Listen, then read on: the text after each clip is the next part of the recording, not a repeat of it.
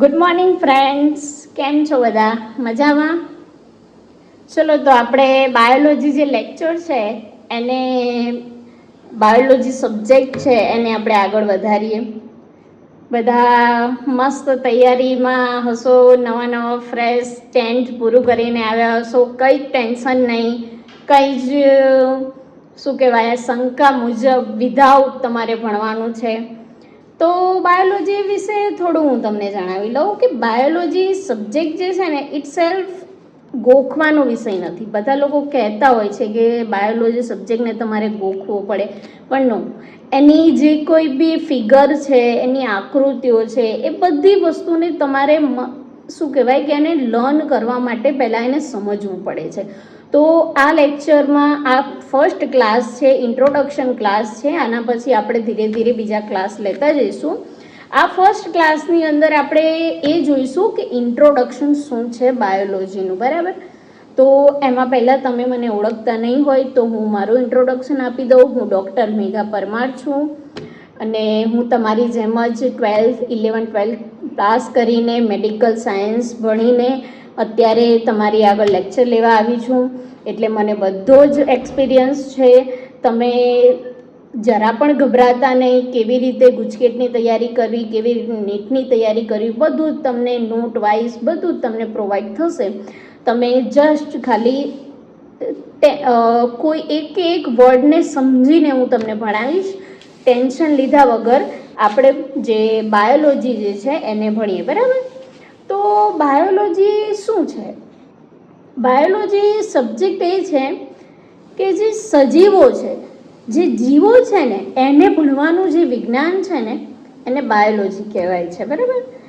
આપણે પહેલાં બાયોલોજી ભણતા હોઈએ તો આપણે પહેલાં એ તો નક્કી કરવું પડે ને કે બાયોલોજી શું છે. આપણને એ તો ખબર પડવી જોઈએ ને કે બાયોલોજી શું છે.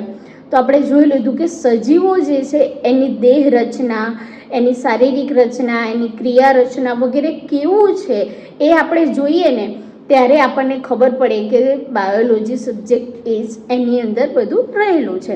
અને તમારે લોકોને જો તમે બી ગ્રુપ લીધું હશે, એ મને ખબર છે કે બાયોલોજીમાં છો એટલે બી ગ્રુપ લીધું છે, તો તમારે બધાને ડૉક્ટર બનવું હશે. તો આ ડૉક્ટર બનવાનો પહેલો પાયો છે. અહીંયાથી તમારી શરૂઆત થાય છે. વાત એ છે કે તમારે જો પાયો મજબૂત હશે ને તો પછી તમને આગળ ક્યાંય જરૂર નહીં પડે. તમે આ જે 11th-12thનું જે સાયન્સ બાયોલોજી છે ને એને તમે સંપૂર્ણ રીતે સારી રીતે સમજ્યા હશો ને તો તમને આગળ મેડિકલમાં જઈને ક્યાંય તકલીફ નહીં પડે, એ મારી પ્રોમિસ છે. કારણ કે એ બધું હું ફેસ કરીને આવી ચૂકેલું છું. આઈ એમ ડૉક્ટર મેઘા પરમાર. ઓકે, તો આજે હવે આપણે જો ફર્સ્ટ જે ચેપ્ટર છે આપણું બાયોલોજીમાં એ શરૂઆત કરીએ, બરાબર? બધા ઓકે છે ને? બધાને મારો વોઇસ આવે છે? ઓકે, આપણે શોર્ટ ઇન્ટ્રોડક્શન 10 મિનિટ્સની અંદર આપણે લઈ લઈએ. ઓકે, જે બાયોલોજીનું અને ફર્સ્ટ ચેપ્ટરનું જે ઇન્ટ્રોડક્શન જે છે એ આપણે ફર્સ્ટ 10 મિનિટ્સમાં પૂરું કરીશું અને પછી આગળ જઈશું, બરાબર? તો આપણે પહેલાં તો જોવા જઈએ ને કે પહેલું ચેપ્ટર જે છે, હું તમને બધા સબ્જેક્ટની રીતે કે કોઈ ગોળ મથોડ કરીને નોટ્સ બનાવો, આ કરો તે કરો, એ કરીને કશું જ નહીં કરો. જસ્ટ કોન્સન્ટ્રેટ કરો, શબ્દોને પકડો, કયા કયા શબ્દો શું કહેવા માગે છે એને પકડો. અને પછી તમે જો એને ભણશો ને તમને ભણવાની બહુ મજા આવશે. તમારે ડૉક્ટર બનવું છે તો તમે આ જ કામ કરો.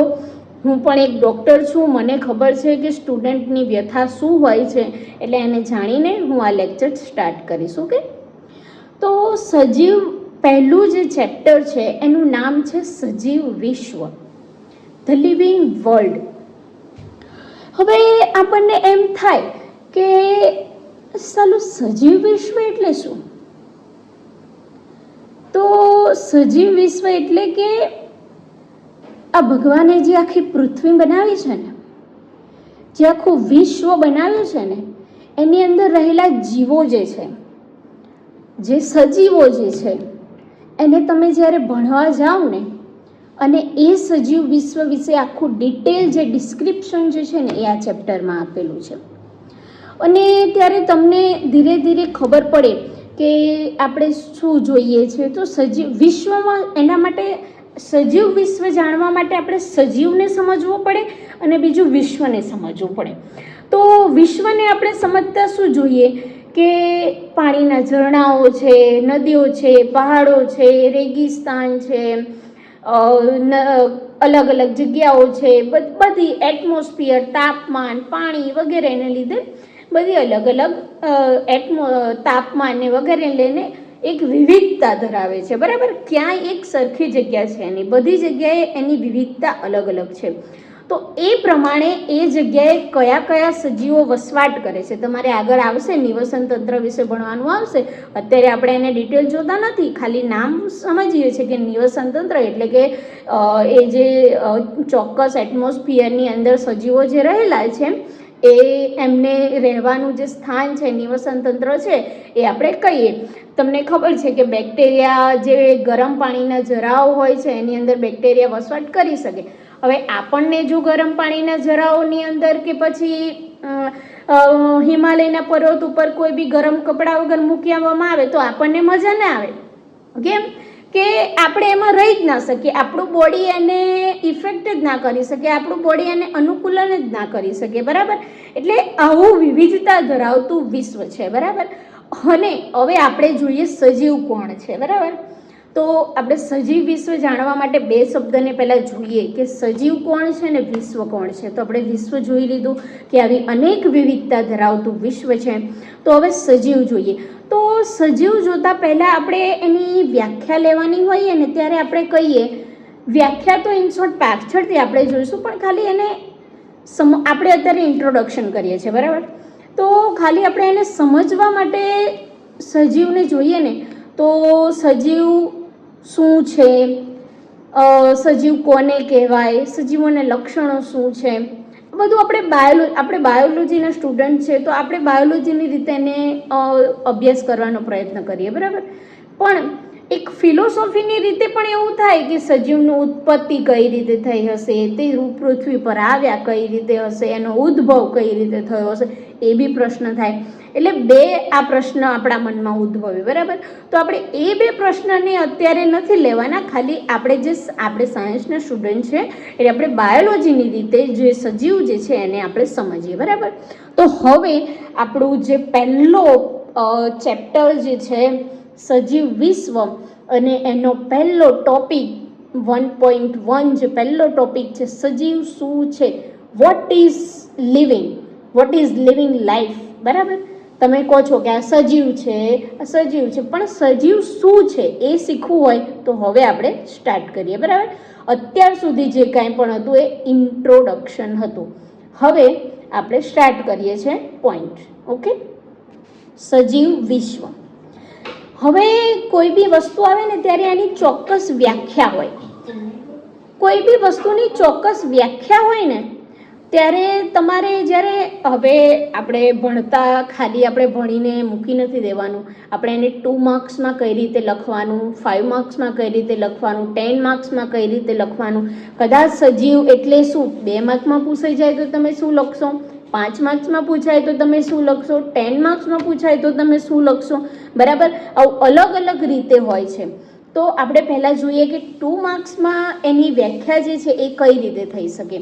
તો એની વ્યાખ્યા એવી થાય કે જેની અંદર વૃદ્ધિ, પ્રજનન, પર્યાવરણ પ્રત્યેની સભાનતા અને ચોક્કસ પ્રતિક્રિયા જેવા લક્ષણો, ચયાપચયની ક્રિયા, સ્વયં સજનન પામવાની ક્ષમતા અને સ્વ આયોજન, પરસ્પર આકર્ષણ અને એકબીજા ઉપર પ્રભાવ પાડવાની જે લક્ષણો જે છે, આવા લક્ષણો જેની અંદર રહેલા હોય એને આપણે સજીવ કહેવો. જ્યારે તમને 2 માર્ક્સમાં પૂછાય ત્યારે તમે આટલું લખી શકો છો, બરાબર. પણ જ્યારે તમારે આગળ ડિટેલ ડિસ્ક્રિપ્શન લેવાનું થાય, 5 માર્ક્સનો ક્વેશ્ચન આવે, 10 માર્ક્સનો ક્વેશ્ચન આવે, ત્યારે તમારે શું લખવું, તો ત્યારે આપણે થોડું ડિટેલ જોઈએ કે સજીવમાં વૃદ્ધિ એટલે શું. આપણે જોઈ ગયા કે વૃદ્ધિ, પ્રજનન, પર્યાવરણ પ્રત્યેની સભાનતા, ચોક્કસ પ્રતિક્રિયા સજીવોના અવજો, લક્ષણો વગેરે આપણે એના લક્ષણો જોઈ ગયા. પણ હવે આને એ શું છે એને આપણે એક એક કરીને ડિટેલ જોઈશું, બરાબર. તો પહેલું જે છે ને આપણે વૃદ્ધિ જ શું છે એ જોઈએ. તો તો કોઈ પણ સજીવ, આપણે સજીવ શું છે એ જોઈ લીધું, તો એ સજીવના કદ અને સંખ્યામાં જે વધારો થાય છે ને એને વૃદ્ધિ કહે છે. કોષ હોય તો તમને ખબર છે કે કોષમાંથી કોષનું વિભાજન થાય. કોષનું વિભાજન થઈ અને બહુકોષીય સજીવ